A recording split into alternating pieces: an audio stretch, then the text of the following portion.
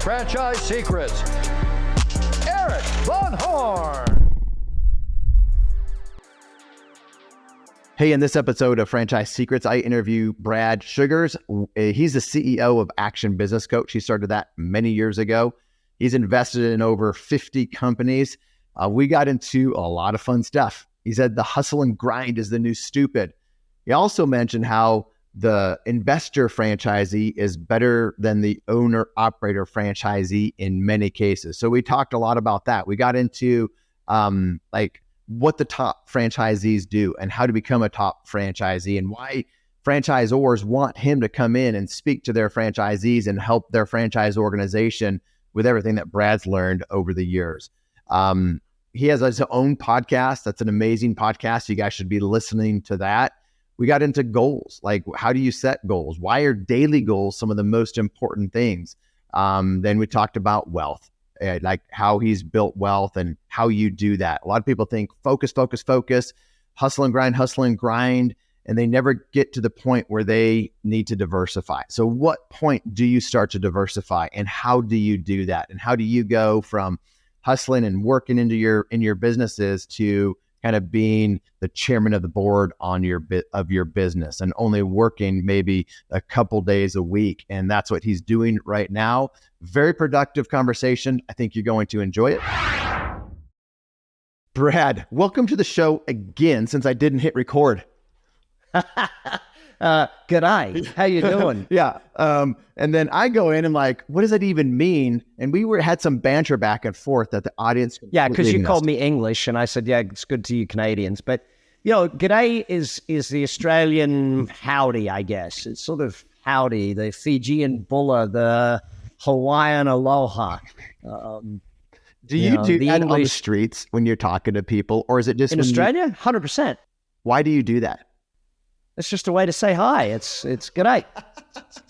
It's short for good day. I mean, the English would probably say good day, sir.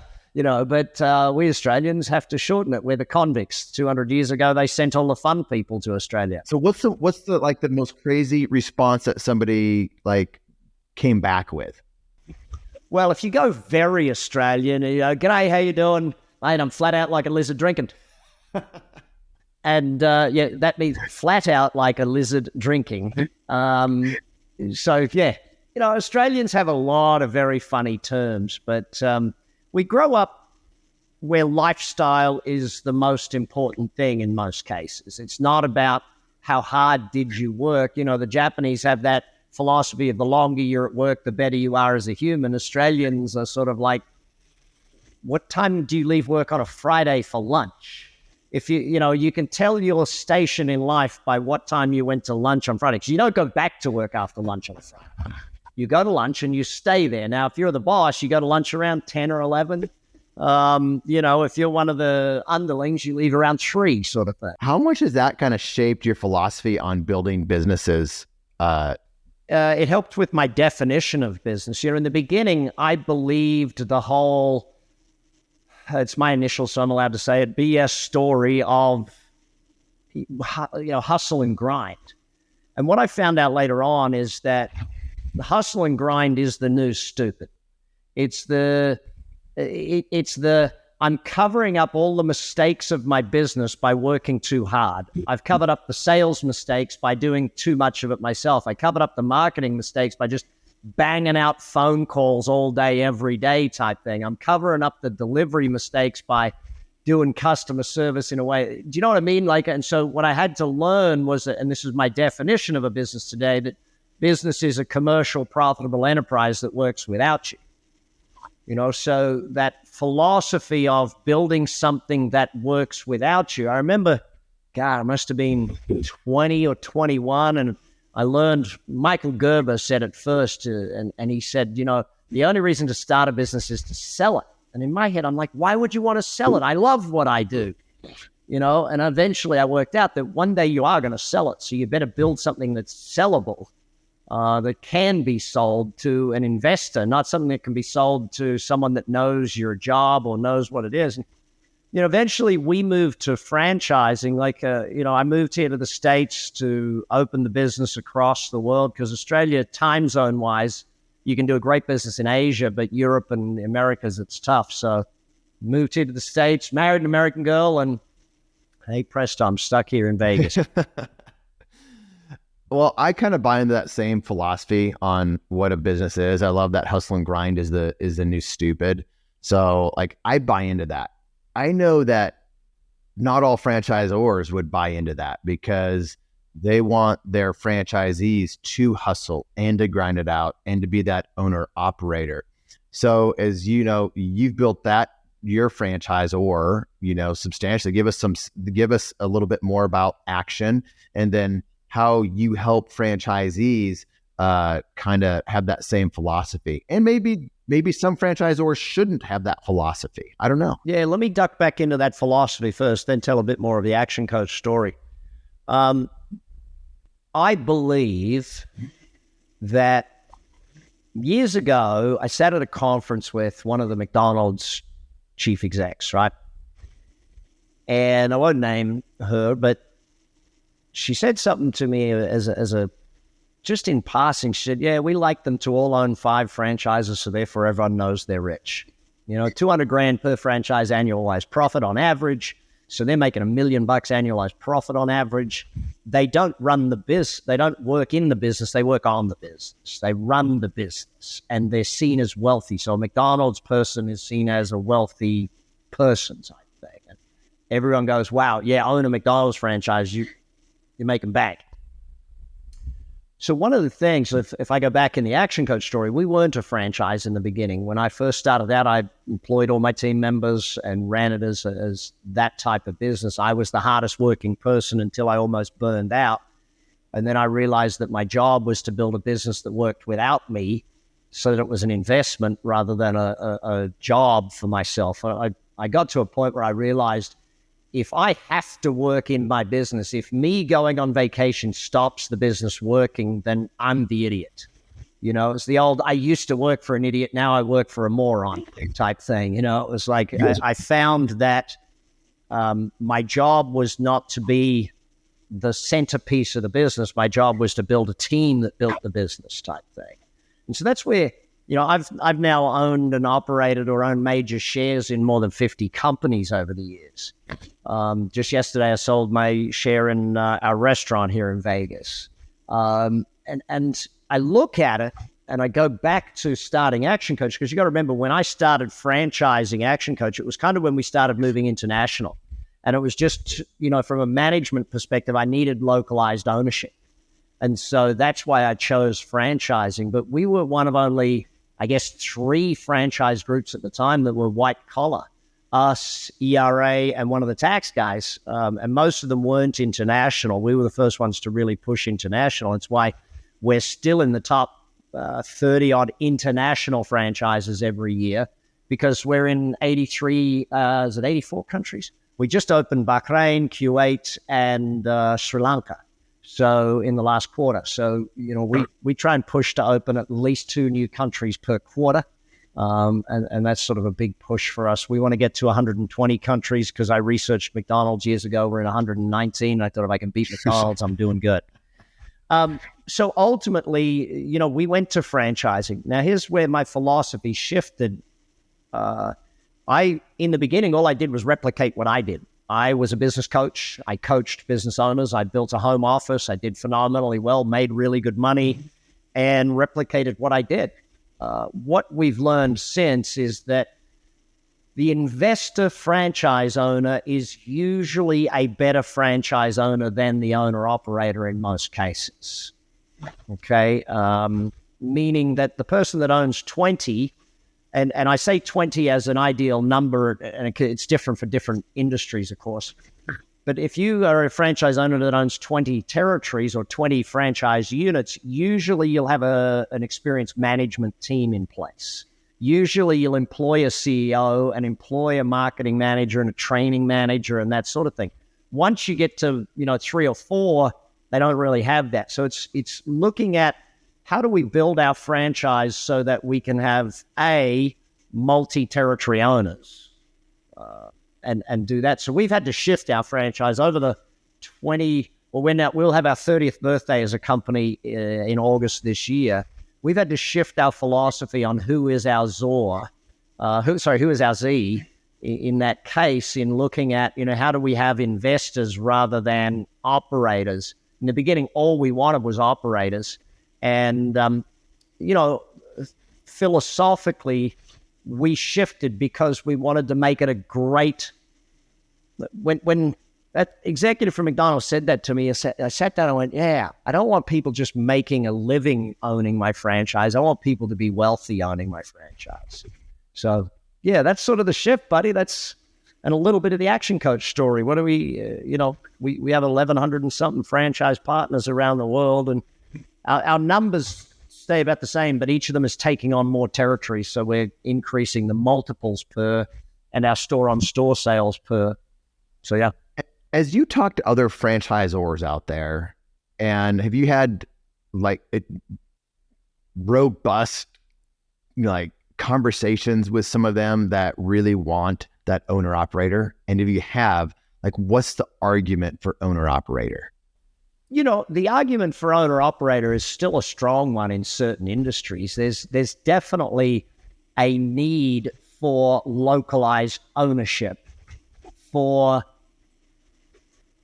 just the level of customer service, the level of intensity of doing that. I have multiple other franchises. One we're just buying into in Perth, Western Australia, actually, is a medical testing franchise, and it's run by nurses, and it goes out to the mines. And these are places where you're going to work 12-hour days. And so when you look at who wants to work a 12-hour day, it's a business owner. It's not an employee. So it's very hard to get employees that want to work 12-hour days, but you can get owners who will work 12-hour days. They'll go and do 4 12-hour days and then not work for 2 weeks. That's a great business for a nurse to have type thing. So there are arguments and there are places where that owner-operator is important, and that's the type of thing where, owners... Look, let's be blunt. Entrepreneurs are the people that will work 80 hours a week for themselves to just say they don't work 40 hours a week for someone else. So, we are crazy in that way, Eric. We're kind of nuts. So as you've had that shift early on in Action Coach from kind of that owner operator ideal candidate. Yeah, I wouldn't say early on. It took us a long while to learn that lesson. How long were you doing the owner operator? Oh, we were owner operator for probably 10, 12 years. Yeah, 10, 12 years. It's a long time. You're right. Yeah. How did you just start bringing in new franchisees that had the more executive mindset, or did you train? It came both ways. Our best franchise partners, and this is one of the greatest things about franchising, your best franchise partners will teach you what you need. You've got to be listening to your top 20%. They are breaking new ground for you. They're the ones that are going to help you grow the business massively. Your top 20% are the amazing franchise partners that you want. And if you treat them as partners, you will learn from them more than they will learn from you. You've got to be willing to learn from your folk. And our top franchise partners were coming to us saying, hey, you know how we teach, build a commercial, profitable enterprise that works without you? We don't have that. So how do we change it to that? And they would come to us and show us how to do it. So we just have to listen. We just have to keep listening. But, we also, if you want a business to survive 30 years like ours had, you've got to change your offering every 5 to 7 years. You can't keep the same offering. You got to change your price structure, your purchasing structure. Your website has to change every 5 to 7 years. Your marketing has to change way more often than that. Your sales strategies have to change more often than that. So you've got to keep up to date. Our product offering today is so vastly different. It's still the same intellectual property and the same structure, but our product offering is so different today. I've used McDonald's as an example a couple times. You look at the McDonald's product offering today versus what it was back then. Even the franchise product offering is so vastly different and so vastly better than it was back then. And I think that's where a lot of ZORs need to sort of just be willing to change your product offering, be willing to make it change and grow, be willing to adapt to the market, and be willing to sell a new franchise at a new price point at a different way than you ever did before. And yes, that sometimes means pain. It means buying back some franchise partners and, renegotiating some old contracts and updating some and doing all that stuff. But ultimately, as a ZOR, we have a responsibility to make sure our partners are doing very well in business. It's our responsibility to do that. And it's also to our benefit. We take a percentage. We definitely want to help them grow. So I know for us, we keep upgrading technology, keep upgrading the support, keep upgrading all of those different things. A lot of ZORs, when I chat with them, and a lot of them bring me in to teach, and they bring me in to teach because their Zs are not really great business owners. Eric, there's a difference between being a great plumber and being a great owner of a plumbing business. And if you want your Zs to be buying multiple territories, they've got to become better business owners. If you want them to expand a multi-territory, they've got to be better business owners. They got to become better managers, better leaders, better marketers, better recruiters, better planners, better at systemization, all of that sort of stuff. You got to learn to be a good owner, not just a good operator. Let's dive into some of that, because we got a lot of franchisees that listen to this and franchisors that they want help with this and they don't know where to go. And so let's spend a bit of time on helping franchisees become better business owners. What does a franchisor's mindset have to be to kind of admit that they may not be great business owners, and yet they may not be at the place where they can help them, but they know that they need the help? Like that's what I see. Franchisors, they know that this is needed. They're not providing that help. And so they just kind of ignore that. Like, what's the solution? Yeah. My gut feel is a lot of them are providing that help, Eric. The problem is it's the same as I can't teach my kids finances because they need to learn it from someone else. Yeah. I walk into one of my franchisees and I tell them something and I show it to them and I share it with them and I teach it to them. And I probably do that for a year. I bring in at my annual conference an outside speaker who tells it to them and they go, "Brad, did you hear what he said? That's amazing what he just said." And I'm like, yes, it is.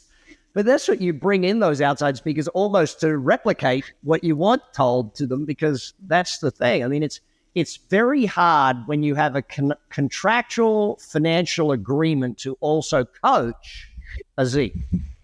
I know it in our business. We have to bring in all of the best to be able to grow our Zs, because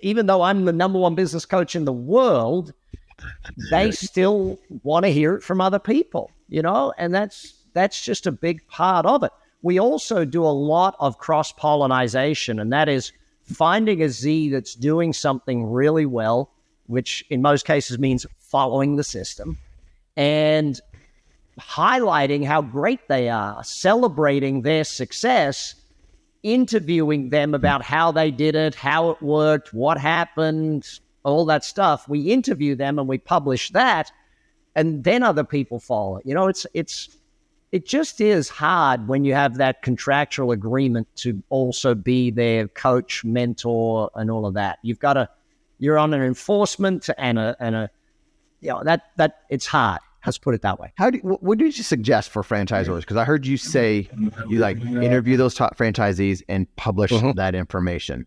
What does that mean? Yep.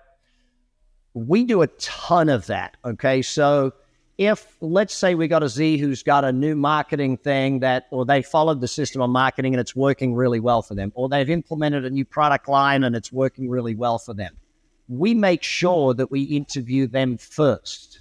Because when a Z hears from another Z how it works, their eyes light up. When they see it happening, they get excited by it. When they go down the path of that.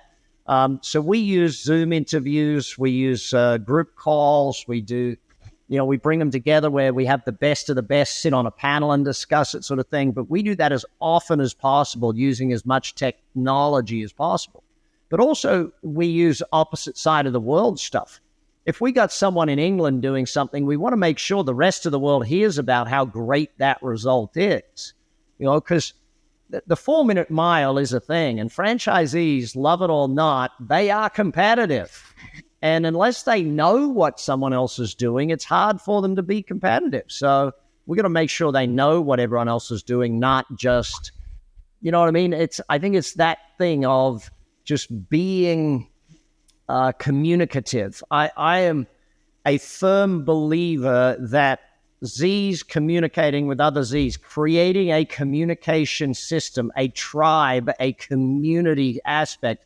I always say that our franchisees come to us for the business, but they stay for the education, the tribe, and the success. Yep. Like the business is one part of why they're with us. You know, often when you get a new franchisee ask, why should I do this with you? Why shouldn't I just do it on my own? And my answer is, listen, if you couldn't do it on your own, I don't want you on my team. If you couldn't do this on your own, then you can't add value to my organization. But you will do it faster, easier, and make more money by doing it with us. And you have a tribe of 1,000 other franchise partners who are out there willing to help you. So the community, the systems, all of that is a big part of it. But that's why we do a lot of work at getting our franchise partners together often.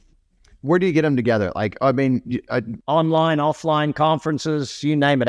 So offline, because offline's so great, especially now post-COVID, people are hungry for that. So what are some of the best offline kind of conferences or retreats or things that you've done?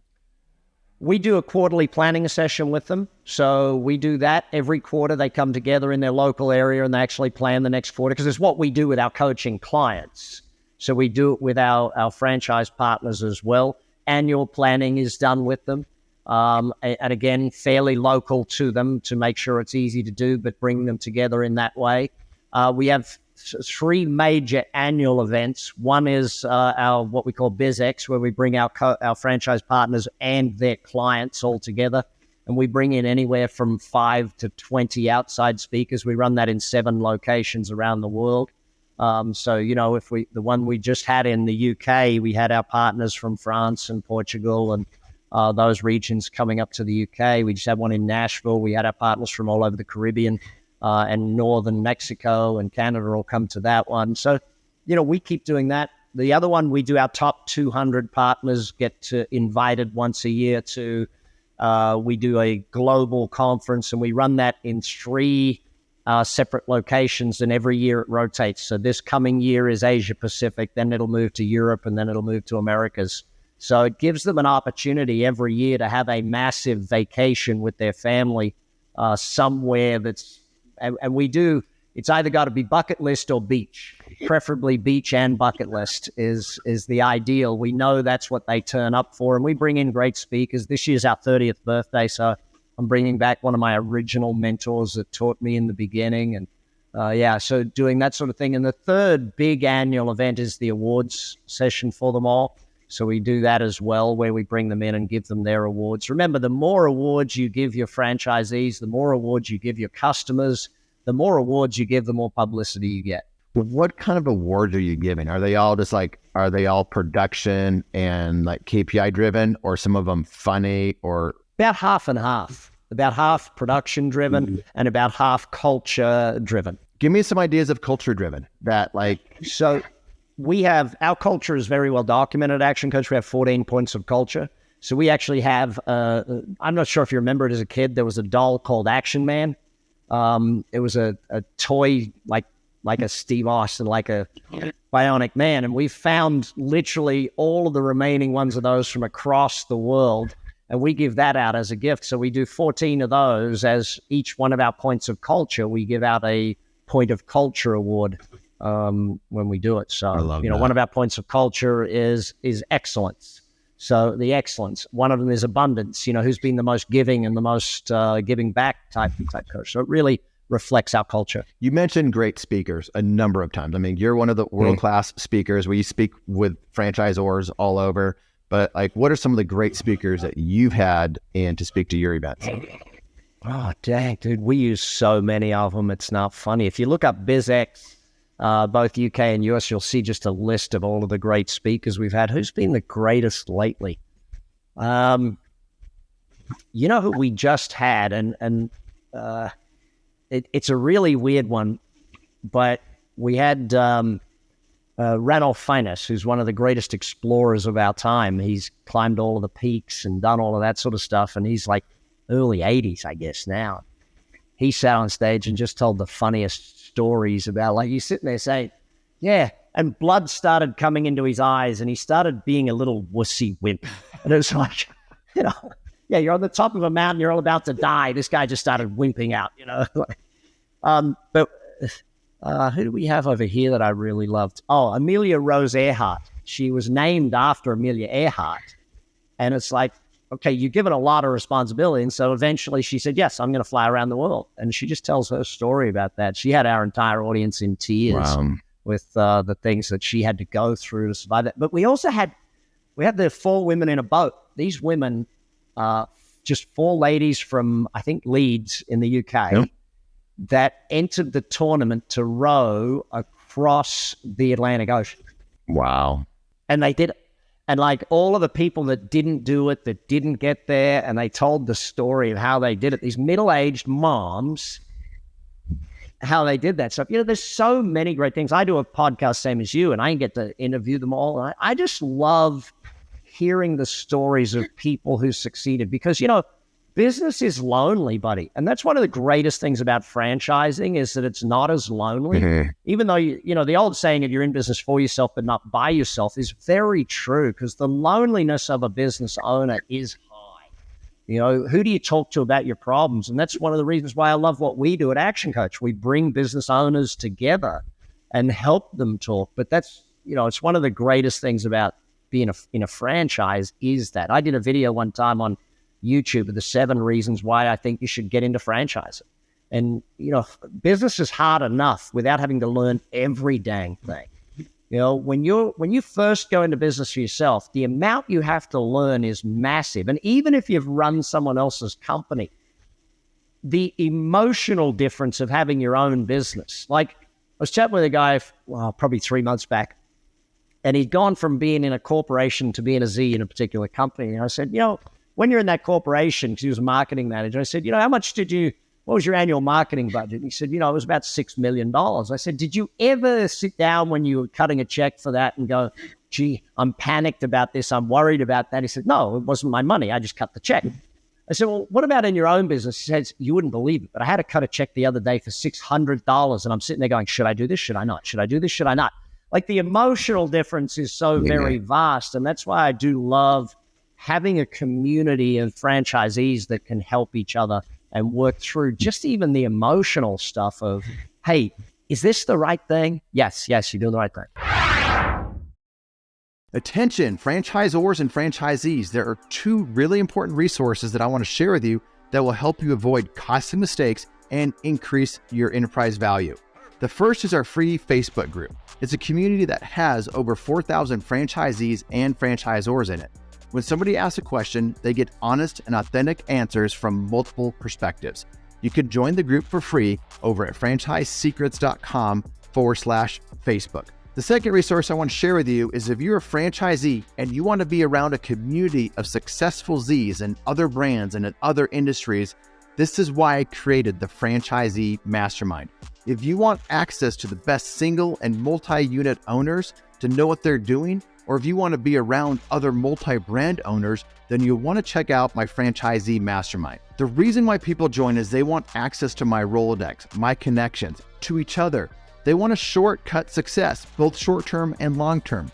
Links will be in the show notes or at scalablefranchise.com. What's the name of your podcast, and what's the advantage of franchisors having their own podcast?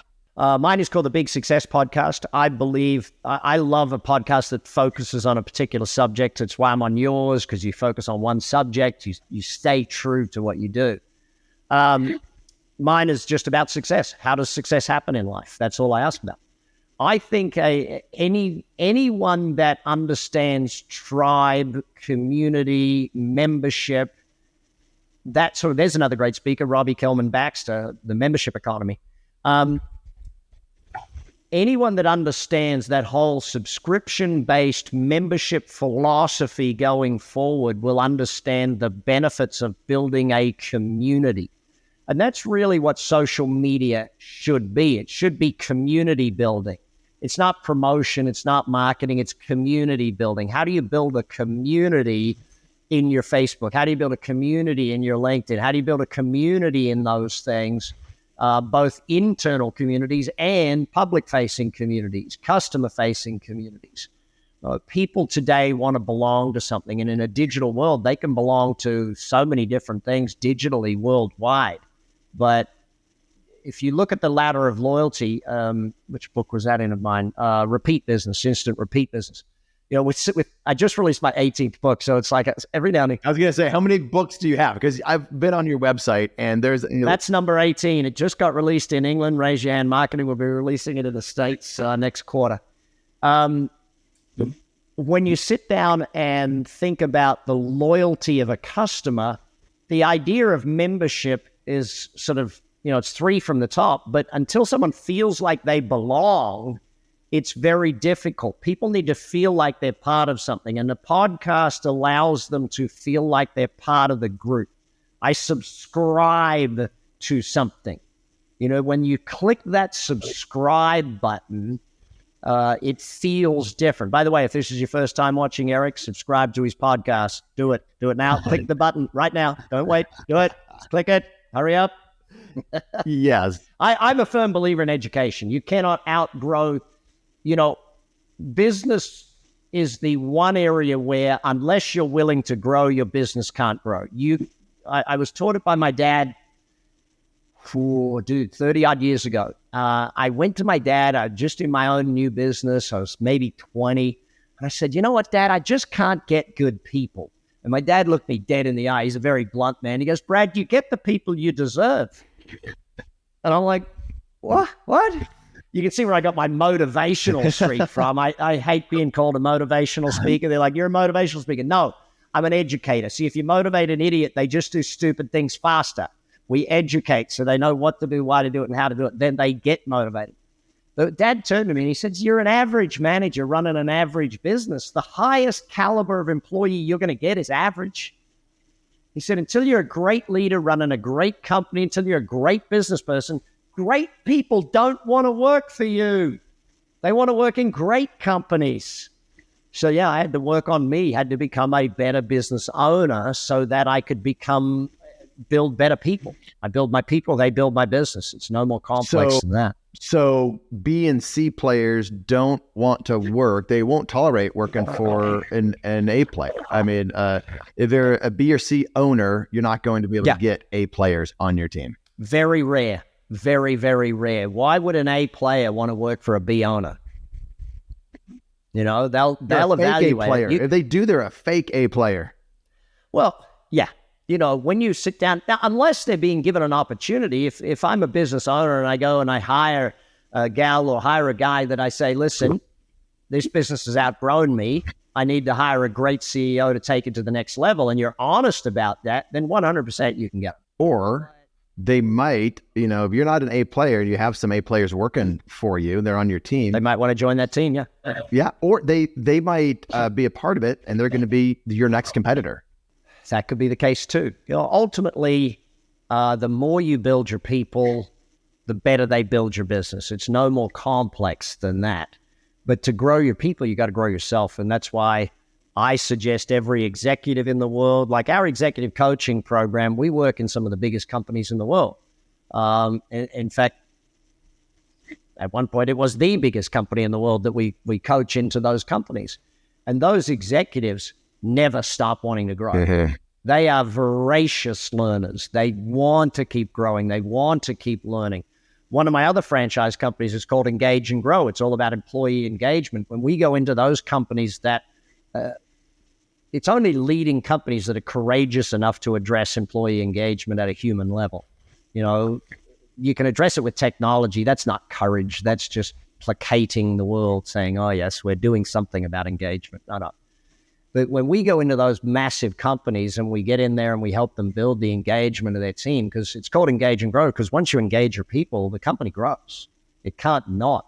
Happy, productive people create better profitability. So we look at it from all those perspectives. We've worked with a lot of Zors where we go into their head office and build the engagement of the head office just to get the people going in the right direction, going in a singular direction.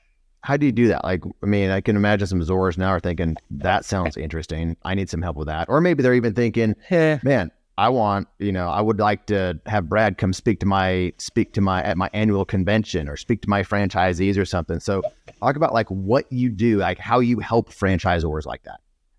Well, yeah, speaking is just the doorway to getting in there. So we'll then take, I was on the phone with one of our coaches the other day, one particular Zor who will remain nameless, but they put our group coaching program in with all of their Zs.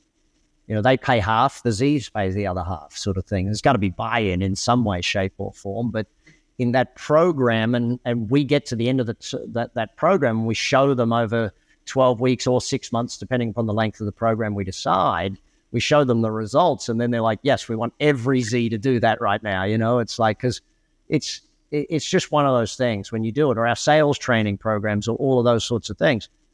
The engagement one, though, we come in and we do a 12-week process of introducing humans. You're not allowed notepads and pens in the sessions. You're not allowed phones or anything in the sessions. It's humans learning how to become engaged with the vision of the company, learning how to become engaged with each other, learning how to move forward as a team. So why no notepads? Everyone's taught like everyone should come into a meeting with a notepad. So why no notepads? Because it's about human potential. It's about human growth. It's not about, we get lost in this trying to do so much rather than become more. And it's when you become better, when you can't take notes on being more passionate. You're either more passionate or you're not, type thing. When humans are taking notes, they disconnect from each other. When humans are on their digital devices, they're disconnected from each other. And so for humans to connect, we need them to have that stuff out of peripheral. There was a study done recently that if let's do this, right?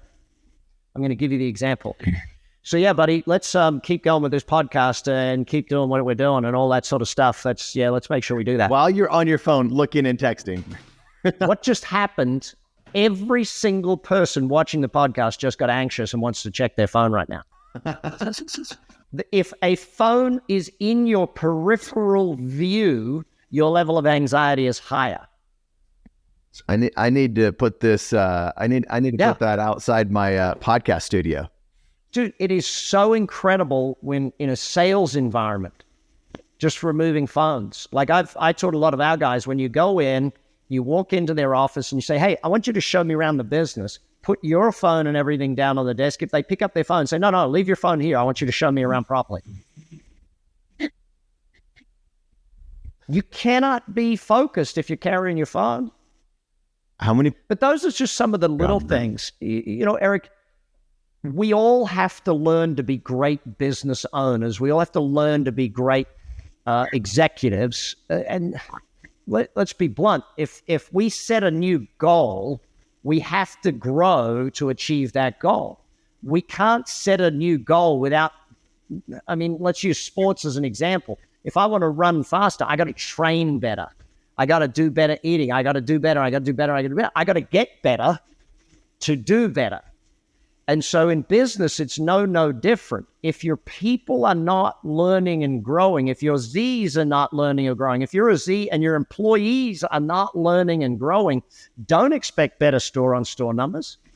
You can't. You can't double the product. You can't just set a goal and expect it to happen if no one grows. My formula for success is dream, goal, learn, plan, act.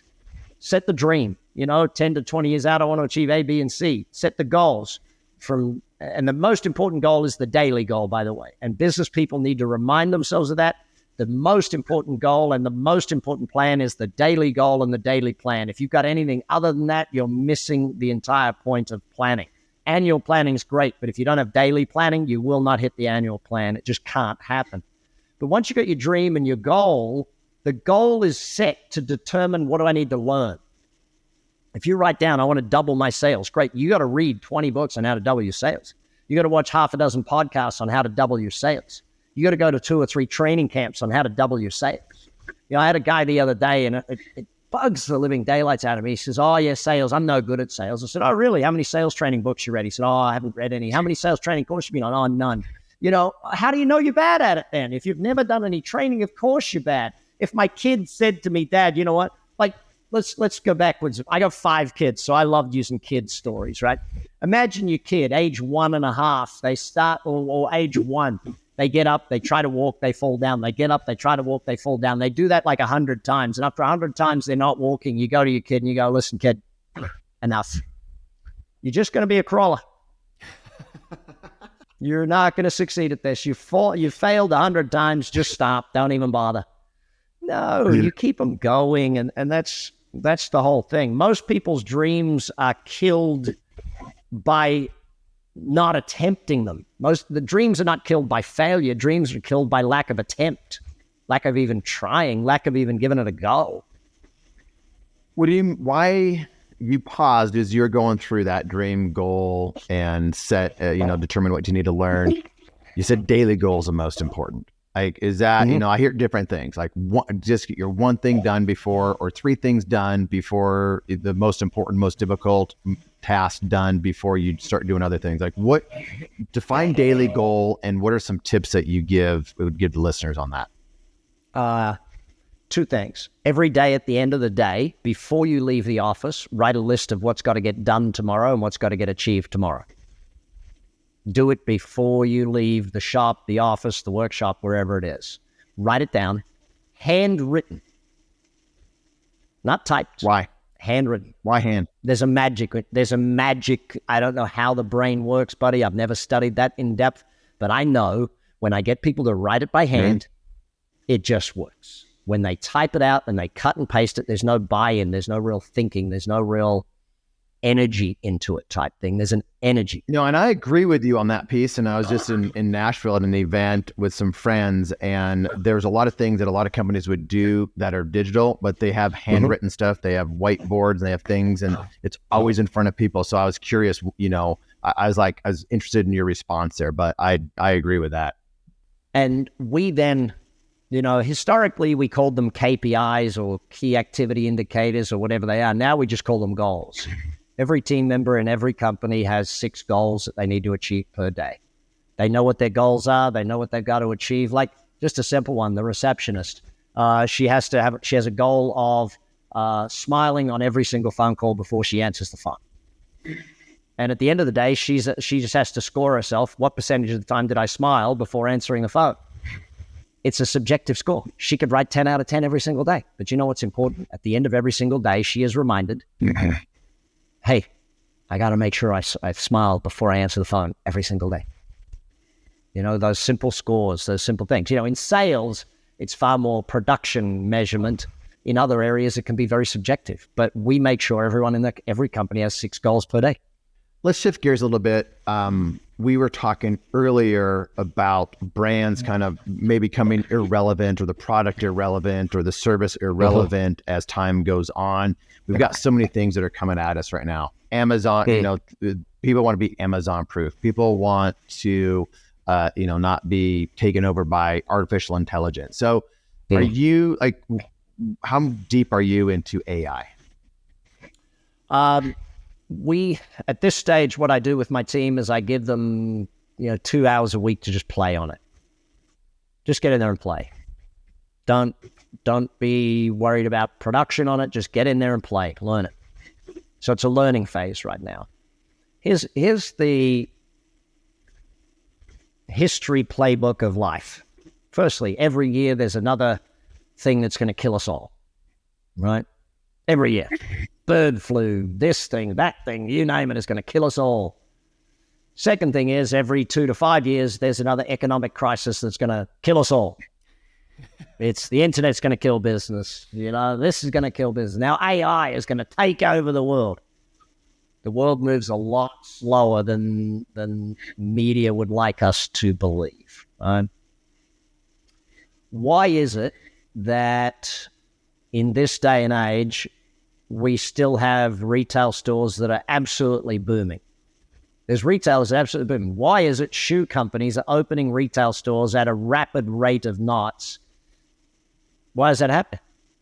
What is it about the experience of shopping with them that is different to the old experience of boringness, sameness? etc. You know, AI will change the world, but it won't change it as fast or as dramatically as being thrown out there. I'm very happy, Eric, to be second off the block. I like watching other people throw their money at things and make the mistakes so that I can then invest my money in things.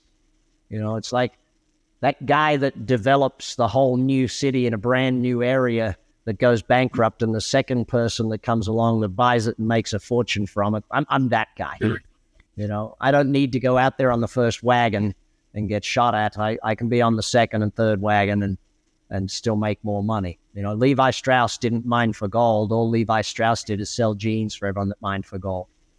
So maybe the most money will be made, and I see it right now, the most money right now is being made in AI training courses. Yes. It used to be crypto training courses. Oh, yeah. Yeah. Every crypto trainer is now an AI trainer. 100% they are. They used to be Amazon store trainers. Drop shipping trainers. Yeah, yeah. You know, look, I say it very clearly, don't mine for gold, sell pants to the people who are mining for gold. I love being in business, Eric. Like my commercial cleaning business, it's a franchise. My commercial cleaning business, I love that business. You know why? People have a budget for it. Every business has a budget for commercial cleaning. They don't sit back and go, hey, should we get our building cleaned? No. They just ask, who should clean our building? And all I got to do is sell you on the concept of buying from me, not on the concept of buying. Let's kind of piggyback off of that, because you have multiple businesses, investments, and I'm guessing, you know, people are at the stage where they, early on, you focus to generate income, a lot of income, to kind of build up wealth. And then people get at the stage of diversification to keep their wealth. So what are some of your philosophies around focus and diversification and wealth? Until your business runs without you, keep focused. Until your business makes at least, or at the very least, $1 million EBITDA a year, stay very focused. Preferably $5 million a year EBITDA, because that gets you into the ability to sell to a venture capital fund in most cases. That's sort of the starting point of that. When you go to build other businesses, don't go too far. All the other companies I have are either franchised, licensed style businesses. You know, I'm great at franchising. I'm really great at it. I'm one of the only owners in the top 100 in the world, in the top 30 actually in the world of global franchises, that is the single owner of the franchise still. Most of them are conglomerate owners. You know I'm dang good at franchising. I'm dang good at structuring franchises and sitting with people, helping them create business plans to build a $1 billion business is something I do. So I don't go outside of that. So whilst I own multiple brands, I'm still in franchising or licensing style operations, if that makes sense, or B2B business services. Some of them we do fully corporatized, but they're still in that B2B business services type thing. So, yeah, I see a lot of people try and diversify too early. You know, and they think they get the business running without them. But really what they've done is abdicated, not delegated. Unless there's a system, a training, and a management reporting, there is no real delegation. There's just abdication of responsibility. You know, the franchise business is possibly the best business model in the world. I love it. I love it because it gives Zors an ability to bring in great people who they otherwise would not get to want to work for them. My franchisees, they don't want to work for someone. They want to have their own business. They want to be independent. I couldn't get most of them to come work for me, but I can get them to be my partners in business. And the flip side of that is it gives Z's the ability to get into a business where they don't have to do everything. I don't have to think about what is the product and service mix. I don't have to think about that. I have to do R&D. Someone's doing it for me. I don't have to come up with the latest marketing stuff. There's a team of people doing that for me. I don't have to do that. All I have to do is be operationally dang strong. And as long as I can do that and build a great team, then I can own as many of these franchises as I want. So last question, what are some of the levels that you have kind of got up in business from a responsibility standpoint? Early on, owner operator, just like hustling, getting it done. And then you probably managing managers. And then, now you're you are at a completely different place with multiple businesses, and whether it's being the cheerleader, whether it's being motivation, whether it's being vision, what are those levels, or what level are you at now? In almost all of my companies, I'm the chairman, and that's chair of the board. So I get on the monthly board meetings, and I'm the chief coaching officer. So I coach my CEOs. People ask, how do you, and I would say 11 companies, but after yesterday, it's 10 companies. How do you run 10 companies? Because I only work Tuesdays and Thursdays. And I do that by coaching my CEOs, by building great CEOs. When I first invest in a company and I take on a partner, I'll probably coach them weekly. My goal is obviously get them to a point where I only need to coach them once a month, and they're doing a great job. But again, it's just build people so they can build companies. I invest in a company because I see great product, great people. I just interviewed one of the young guys. He's the youngest dragon off Dragon's Den, which is the same as Shark Tank, just over in the UK. And I interviewed him about his whole philosophy on investing. He says, I really struggle on Dragon's Den because I want to invest in the people, not the products. He said, so I have to get to know the human, rather than the products, because it's the people that make the business succeed, not the products that make the business succeed. Greatest product in the world will still fail with bad management. We at Front Street Equity Partners, we're always looking for new brands to invest into and become partners with, and much like yourself. And we want that founder to just be laser focused on growing, live and breathe that business. And we talk to others that they just don't want to do that. They want to be doing what I'm doing and what you're doing and what some others are doing right now. Great, they might have the best business model, but they don't have that hunger. They don't have that desire. We're not going to invest in that company. Yeah. Look, we invest in humans more than anything, whether it's an employee or a business partner or a franchise partner.